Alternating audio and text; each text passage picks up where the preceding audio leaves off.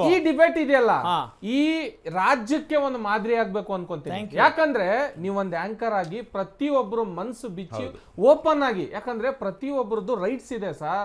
ನಾವು ಆ ಕಾನೂನು ಅಡಿಯಲ್ಲೇ ನಾವು ಹೋಗ್ಬೇಕು ಹೊರತು ನಮ್ದೇ ಒಂದು ಮಾಡ್ಕೊಂಡು, ಈಗ ನಮ್ಗೆ ಪಕ್ಷ ಕಟ್ಟಬೇಕಾದ್ರೆ ನಿಮ್ದೇ ಒಂದು ಸಪರೇಟ್ ಸಂವಿಧಾನವನ್ನು ಕೊಡಿ ಅಂತಾರೆ.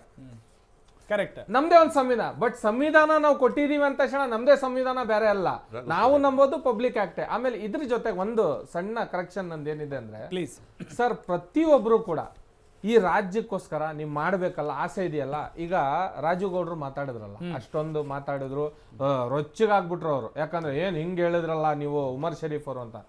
ತಾಳ್ಮೆಯಿಂದ ನೀವು ಯೋಚನೆ ಮಾಡಿ ನೋಡಿ, ಇವತ್ತು JDS ನಾವು ಕೈ ಬಿಟ್ಟಿದೀವಿ, ಅವ್ರ ಜೊತೆಗೆ ಹೋಗ್ತಾ ಇಲ್ಲ ಅಂದ್ರೆ ಕಾರಣ ಏನು?